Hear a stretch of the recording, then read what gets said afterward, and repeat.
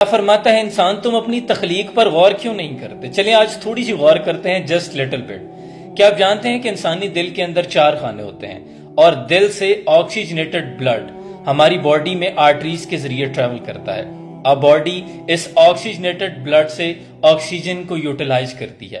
ہمارا برین اس آکسیجن کو یوز کرتا ہے، ہمارے مسلز اس آکسیجن کو یوز کرتے ہیں، لیور یوز کرتا ہے۔ اب جب آکسیجن یوز ہو جاتی ہے تو یہ oxygenated blood deoxygenated blood بن جاتا ہے اور پھر یہ بلڈ دوبارہ دل میں آتا ہے۔ دل اس ڈی آکسیجنیٹڈ بلڈ کو لنگز کو بھیج دیتا ہے اور جب ہم آکسیجن کو انہیل کرتے ہیں تو وہ آکسیجن ہمارے لنگز میں جاتی ہے۔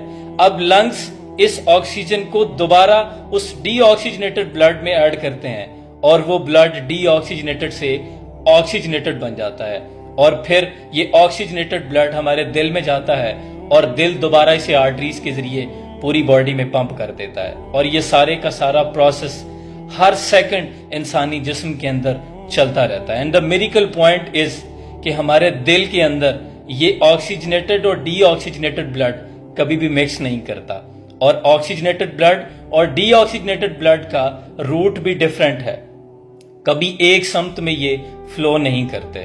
قربان جاؤں کون ہے جو اس نظام کو چلا رہا ہے؟